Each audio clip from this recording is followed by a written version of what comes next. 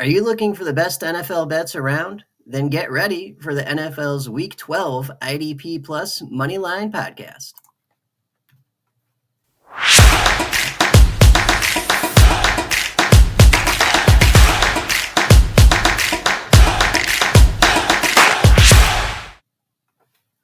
Welcome back to the IDP Plus Moneyline podcast. How's everybody doing? Hope everyone had a good week 11. We sure did over here. 9-3 in the podcast, 2-1 in the article last week. That is 3 weeks in a row of winning on both items. So we're on a winning streak. That's always good news. However, before we get into it this week, these aren't even suggestions. We're just discussing the bets I might be making personally. Set a limit and stick to it. For help with problem gambling, please call 1-800-GAMBLER. And let's get into Week 12. We got 6 teams on bye this week, so should be a little bit shorter show. And as is tradition, we're skipping the Thursday night game. This probably will not be out in time for that. So we'll get started with 1 p.m. this Sunday, Lions at Colts for our first game for Week 12. All right, so for this one, I want to take – I mean, if we're being honest here, Detroit's probably going to win by like 2, 3, 4 touchdowns. They've been murdering inferior competition this entire season. I want to take Detroit minus 6.5 alt line at minus 142. That's a good mix of extremely likely to happen plus a decent price. However, in my own bets this week, I will absolutely have Detroit minus 9.5, Detroit minus 13.5, maybe even Detroit minus 20.5. But I'm not recommending that to you because it's insane, right? Anytime you expect another NFL team in this age of parity we're in to beat another team by 3 touchdowns, that's just batshit crazy. I'm never going to tell you to do that. So I want to stay safe. I want to say Detroit minus 6.5 at minus 142. And the short version is this is likely. They've been crushing inferior opponents all season. 52-6 over Jacksonville last week. 52-14 over Tennessee, 42-29 over Seattle, 47-9 over Dallas. These guys do not play down to their competition. And their competition is not that good this week. Indianapolis is currently the 5th worst defense in the league in yards per game. They are the 7th worst in pass defense, and they are the 5th worst in rush defense. Detroit is 3rd overall across the league in yards per game, averaging just under 400 yards per game of offense. That's absolutely crazy. Detroit also scores the most in the entire league at 33.6 points per game. I think this line is a Vegas overreaction to one good week of Anthony Richardson. I remember more than just the one good week. I remember the other weeks where he's averaged 9.8 completions per game and has 7 interceptions through 6 games. So I'm not on board yet. I think it was nice that he had a nice week last week, but does that mean he can hang with the Lions now? No, absolutely not. This is another massacre, and this line is just, good mix of price and likely to happen. Detroit minus 6.5, minus 142. And that'll take us to our next Week 12 massacre. That is definitely a theme this week. We've got Chiefs going to Carolina to play the Panthers. Actually, my apologies. I forgot to give you guys the details on that Lions-Colts game. So right now the spread is Detroit minus 7.5, Indy plus 7.5, roundabout minus 110 either way. Higher total, 50.5 points. Money line is Indy plus 320, Detroit minus 410. And everything I just said still remains relevant. Just forgot that part. All right, moving back on to Chiefs at Panthers. Right now, KC is giving 11. Carolina is getting 11, roundabout minus 110 either way. Over or under of 43 points.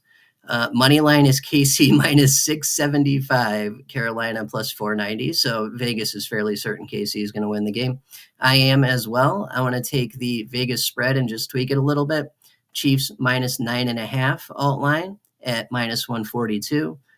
This bet, the Detroit bet, and the next one we're going to talk about are all in the article this week if you want a big, long explanation. Short version is one team has a multiple Super Bowl winning quarterback and the other doesn't, right? It can be just that simple sometimes, and I think it is this week. So what Carolina does have is the worst offense in the league in yards per game at just 280.7. That's not a lot. They've also got a dysfunctional organization that stunted the development of their franchise quarterback. They're also the second worst team across the league in pass yards, only middle of the pack when it comes to rushing. So they don't really do anything well. Kansas City will control the ball offensively for at least 5 more minutes offensive time of possession if their current rankings hold. That's like another drive plus for KC this week. And the Panthers are also missing several key defensive pieces, including Derek Brown, Shaq Thompson, and their cornerback core is in flux. And that is always a sign of a bad secondary. So this is a total mismatch, especially the week after Kansas City loses their first game of the season and their perfect season along with that. They were going to crush whoever they were playing this week anyway after that. The fact that it happens to be one of, if not the worst team in the entire league, just lines up well for us to know that this is very likely a blowout, and we're perfectly safe with Chiefs minus 9.5 alt line at minus 142. And I'll definitely have Chiefs minus 13.5 in a few places as well. All righty. That'll take us to the next massacre. We've got Bucks going, Tampa Bay going to New York to play the Giants. Right now, Tampa Bay's giving 6. Giants are getting 6 at home, which really means it's 9. Roundabout minus 110 either way. Over under of 41 points. Money line is Tampa Bay minus 265. New York plus 215. I want to take the Vegas spread and tweak it the other way. We're going to take that extra half point and the better price. Tampa Bay minus 6.5 alt line at minus 103. 6 points does not make any sense. If Tampa Bay wins by exactly 6, it's a push or a loss, depending on the book. So they got to win by a touchdown anyway. We may as well take that extra half point, get the better price out of it. So that's what we're going to do. And my thinking on this one is, even without Mike Evans and Chris Godwin for the past month or so, this Tampa Bay team has still managed to maintain their offensive excellence. They've scored 31, 26, 24, and 20 points without Godwin and Evans the past month. And they've done it against pretty good defenses, such as San Fran and Kansas City. They are still within the top 10 for pass yards per game. They've just shifted who they pass to, away from their talented wide receivers that are injured into their talented tight end and running backs. They're a balanced offense, and they also have a top 10 rush offense yards per game ranking, and are the 5th best across the entire league in offensive points per game. They've been just fine without Evans, offensively at least, and his return this week will add another dimension to an already excellent unit. On the other side of this, the Giants are the worst team in the league at points per game at just 15.6. They are within the worst third of the league for passing offense and just among the middle of the pack for rushing offense. They have a -6 turnover differential, where Tampa Bay is neutral at 0. So we can expect Tampa Bay to win the turnover battle. And beyond that, the best unit on this Giants team is their defense, and they've been suffering due to the bad offense. If you go 3 and out enough, if you turn it over enough, eventually the defense is just going to be like, a dam that breaks and everything spills through. You can't expect these guys to hold the opposing offense to field goals and 3 and outs the entire game when you're getting crushed by with your own offense, and you keep having to go back on the field and you're out of gas, and just eventually it's not going to work out. And I totally see that happening this week, especially with Tommy DeVito under center for New York this week. So total mismatch. Baker and company get right back on track this week, win the game rather easily by at least a touchdown, probably a whole lot more. And then they also take advantage of Atlanta losing their last 2 games, and this will get Tampa Bay right back into the divisional race. So I think they've got a lot to play for, and New York does not. So I think this one looks pretty obvious. That is Tampa Bay minus 6.5 alt line at minus 103. All righty, next 1 o'clock game is New England Patriots. They are going to Miami to play the Dolphins in a divisional matchup. New England's getting 7.5. Miami's giving 7.5, roundabout minus 110 either way. Over under is 46 points. Money line is Patriots plus 310, Miami minus 395. And I'm going to say under 48.5 alt line at minus 158. You could also go under 47.5. Or just use the Vegas over-under here for if you want a slightly better price. So my thinking is these teams score 18.1 and 16.5 points per game respectively. That's Miami and New England. Tua still doesn't look 100%. And while New England is scrappy, especially in divisional games where they've held opponents to 24, 15, and 22 points so far this season, I think they'll be scrappy enough to hold Miami offensively, which they don't look great anyway. Tua is still not Tua. And then the New England offense is not great at all, so I don't think they're going to score enough to be a threat in this when it comes to being under on the total. So even if Miami does beat out that high mark of 28 points in divisional games that the Patriots have allowed, maybe even they hit 28 points, right? If we still get the normal 17 or so from New England, then we're sitting at 48 points and we still got 3 points of clearance on this total, and we're looking good. So I think we're okay here. New England likes to drag their opponents down into the mud. Drake May has looked good recently. They should control the ball enough to limit Miami's offensive output. And we know the Patriots aren't going to score a ton of points themselves. So I think this all looks good for the under on that alt line, or maybe even the under on the Vegas line. But once again, we don't like to trust the Vegas line because it's designed to screw us. So under 48.5 alt line at minus 158. All righty, next 1 o'clock game is Dallas going to Washington to play the Commanders. Right now, Dallas is getting 10.5. Washington's giving 10.5. Roundabout minus 110 either way. Over under of 45.5 points. Moneyline is Dallas plus 440. Washington minus 600. And it's very likely Washington's just going to annihilate Dallas. I just don't know by how much. And 10.5 is a pretty big spread. So for us to get a decent price out of this, we either need Washington to win by 11, or we need to turn this thing up to 13.5. And I just don't want to do that in a divisional game. Plus, Washington's lost 2 in a row now. They look beatable. So, this could be a game where Dallas surprises everyone a little bit.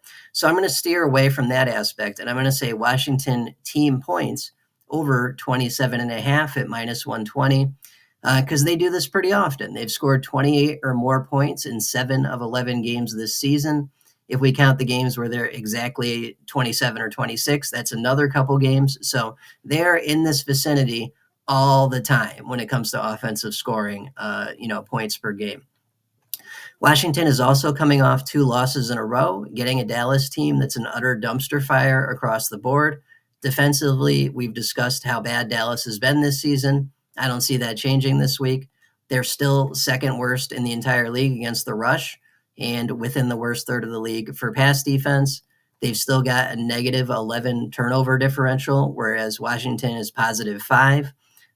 Dallas is also within the worst third of the league for sacking the quarterback, and is rolling out a backup quarterback in a hobbled CeeDee Lamb once again. This has got bloodbath written all over it, but once again, with this being a divisional matchup and the big spread, I don't want to take that approach. I want to take the approach of Washington just needs to score 28 points for us at minus 120, and we're sitting pretty this week. And I think they will absolutely be able to do that at home against a shredded Cowboys defense. So that looks pretty good. Alrighty, next 1 o'clock game is another divisional showdown. We got Titans going to Houston to play the Texans. Right now, Tennessee's getting 8, Houston's giving 8, roundabout minus 110 either way. Over under of 40.5 points. Money line is Tennessee plus 295, Houston minus 390. Houston minus 375. And we're going to tweak the Vegas spread just a little bit. We're going to say Texans minus 6.5, alt line at minus 148. I'm not super confident in this. Tennessee actually has a legitimate defense. They're like top 10 in passing and rushing yards per game defensively. So they're not bad on defense. And it's a divisional game, so we never know with those, right? But at the end of the day, this is still 2 vastly different levels of talent here. And Houston should win by at least a touchdown. If we get the normal points per game that we're getting from these 2 teams all season, we get 23.5 from Houston, 17 from Tennessee, and then we're off by just a half point or so there. And I don't think Tennessee will score 17 against Houston this week. We'll get to that in a second. But offensively for Houston, they're 4th overall in yards per game, 6th overall in this is the Houston defense. They're also very good. That's why Tennessee is not going to get to this point, because Houston is 4th best defensively in yards per game, 6th best in pass defense, and 9th best in run defense. That's top 10 for all three rankings. That's a pretty good defense right there. They also are within the top third in points per game allowed defensively, so they don't allow a ton of points. And they're fifth overall across the league for sacking the quarterback. So it looks like this Houston defense will hold up its end of the deal. They'll hold Tennessee. We just need the Houston offense to score, their normal output, maybe an extra field goal or so to be safe. And we're looking good, and they'll clear this -6.5 alt line at -148. So I think we're looking okay there. Make sure you're prepared for the home stretch in fantasy playoffs with IDP Plus. Use the promo code PROPS, PROPS, for 20% off your subscription. Gain access to exclusive tools, in-depth IDP articles, and much more. Plus, don't miss out on our private subscriber Discord. Sign up now at idpplus.com/membership. Alrighty, that'll take us to the last 1 o'clock game for Week 12, another divisional showdown. We got the Vikings going to Chicago to play the Bears. Right now, Minnesota is giving 3.5. Chicago's getting 3.5 at -110 either way. Over under of 39 points. Money line is Minnesota -175. Chicago +145. And there is a weakness here, and we're going to try and take advantage of it. Excuse me. So we're going to take Aaron Jones over 60 rushing yards at -120 against the 10th worst rush defense in the league in Chicago. They are allowing 130.3 yards per game on the ground each week. Jones has cleared this line in 6 of 10 games this season, so he's doing this most weeks. And Chicago has a pretty solid pass defense. They are 9th overall in pass defense, so it would make sense for Minnesota to pound the rock a little bit more this week against a suspect rush defense in Chicago. Jones is averaging about 16 carries per game, but some injuries that have taken him out early and and limited his involvement earlier this season knocked that ranking down a little bit. He's closer, to 20 carries a game when he's healthy. Chicago is giving up 4.8 yards per carry. So even if Aaron Jones only gets his customary 16 carries, we're looking at 76 rushing yards this week, which clears that alt line by a pretty good amount right there. So I think we're looking good. Aaron Jones over 60 rushing yards at -120. Alrighty, and that'll take us to the first 4 o'clock game, another divisional showdown. We got Broncos going to Vegas to play the Raiders. Right now, Denver is giving 6, Vegas is getting 6, -110 either way. 41 points for the over-under. Denver is -270 for the money line. Vegas is +220 for the money line. And I like the Vegas spread. I just don't like -6 because, once again, doesn't make any freaking sense, right? If they're going to win by exactly 6, depending on the book, we could get pushed out by that, or we could lose the bet. So, I don't like exact numbers, especially, 6, 9, etc. They just don't make sense. We take 6 or 10. We want that extra half point to cover a touchdown or a touchdown and a field goal or 2 touchdowns, etc.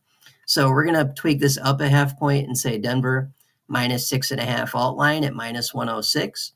That gives us a slightly better price. And here's my thinking. This Denver defense is going to absolutely destroy Vegas. Denver has the 3rd overall defense in yards per game, 7th overall in passing yards allowed, 6th overall in rushing yards allowed. They are best in the league at team sacks, and they are neutral in the turnover differential, while Vegas is at -15, which is the worst in the entire league. But beyond that, this Vegas offense stinks in the first place. They are within the worst third of the league for overall yards per game, just in the middle of the pack for passing, and dead last in yards per game rushing. They have actually displaced Dallas as the worst rushing team in the league. That's saying something right there. Also, Vegas barely sacks the quarterback. They're the 4th worst in the entire league for sacking the quarterback weekly.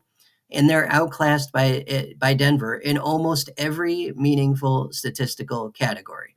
As I went through each one, it was blindingly obvious which team is better. So, yes, it's a division game. Yes, it's got a little bit lower spread. I don't know what Vegas is thinking here. But on paper, this is a massacre. This is an absolute massacre. So I think we're perfectly safe with Denver -6.5 alt line at -106.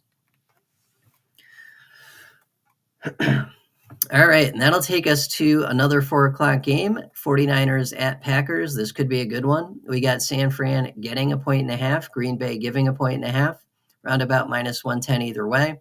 Higher total at 47.5 points, over under. Money line is San Fran +105, Green Bay -125. And I have no idea what's going to happen here. Probably not going to make a bet on this one. Both defenses are pretty solid. There weren't any trends that stuck out. Both teams score a good amount of points per game, but the Vegas total is never to be trusted. And I did try and look at some alt lines, but the price was just really, really bad. So nothing made sense. And, if nothing sticks out, that's fine. You just skip it and move on. You never force it, right? We don't force bets around here. That's how you lose bets. So we'll go elsewhere and we'll find value elsewhere and we'll make a bet elsewhere. I'm not touching this one. Want a little extra on your fantasy football bankroll? Deposit just $10 with FanDuel and get $50 in bonus bets. It's the perfect boost to keep your season going. Don't wait. Claim your bonus now at idpplus.com/FanDuel. All right, and that'll take us to the next 4 o'clock game, last one for Week 12. This is another divisional showdown. We got Arizona going to Seattle to play the Seahawks. Right now, Arizona is getting a point. Seattle's giving a point, roundabout -110 either way. Higher total at 47.5 points for the over-under. Money line is Arizona -108, Seattle -112. And this is a total gut feeling, but I want to take Cardinals money line at -108. They just seem to have found their formula. They run the ball really well. They're the 5th best rushing attack across the league. They play good defense. They don't turn over the ball. They have a neutral turnover differential. They've got a dual threat quarterback that can break a game open any play he's involved in. Seattle's pretty good as well, especially offensively. But this Arizona team just feels more complete across the board. Seattle turns it over more often with their -6 turnover differential, and Arizona sacks the quarterback more often as well. So it's very close with all the rankings, but Arizona does have the edge in a couple factors. And, once again, this is just a gut feeling. Cardinals money line, -108. We'll see what happens. All right, so Eagles at Rams Sunday night, 8 p.m. We want to go Jalen Hurts over 220.5, 220.5 passing yards at -114. He's cleared that line in 6 of 10 games so far this season, and he's getting a Rams pass defense that is within the worst third of the league and has a fluctuating cornerback core. Besides Darius Williams, the rest of that cornerback core is not that great. Sees, increases and decreases in playing time, which also suggests not that great. And then they've got a practice squad member in Ahkello Witherspoon that occasionally plays corner for them. So it's a mess, right? They don't really have a great cornerback core. So, Philly should be able to take advantage of that this game rather. So yeah, Rams are also middle of the pack for rush defense. So I'm sure we'll see a ton of Saquon, as is tradition, but his lines and his prices are absolutely nutty. He needs like 80 or 90 rush yards to even approach a good price, and that's crazy. We don't want to recommend that. We want to give him something that's easily achievable so we easily win the bet, and that's not that. So instead, we're going to focus on Hurts over 220.5 passing yards at -114 against this weak secondary. Should line up well for him. So that's what we're thinking for that one. DraftKings is making it easier to win big. Deposit $50 and get $50 in bonus bets. With IDP plus insights and DraftKings, you'll be racking up those fantasy points in no time.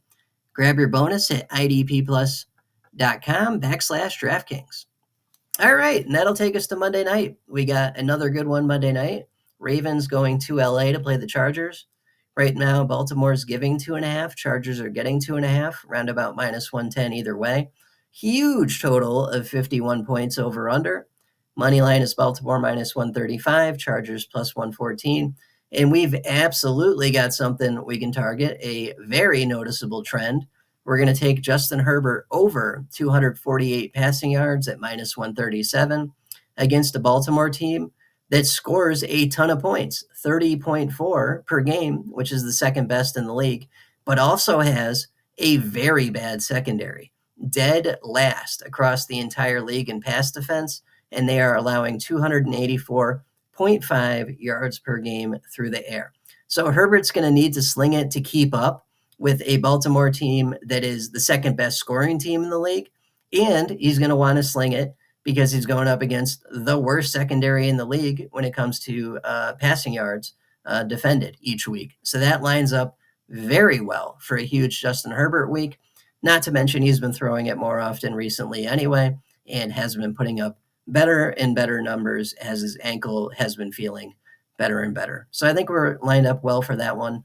Herbert over 248 pass yards at minus 137. All righty, and that'll just about do it for us this week. Much shorter episode. Once again, 6 teams on bye this week. We'll be back to our normal run time next week, and we'll have some more good bets for you at that point. Good luck to everyone in week 12, and we'll catch you guys same time, same place next week. Have a good one. We'll see you then. Take care. Bye-bye. Thank you for watching the IDP Plus YouTube network. If you enjoyed this video, give it a thumbs up and don't forget to subscribe to our channel.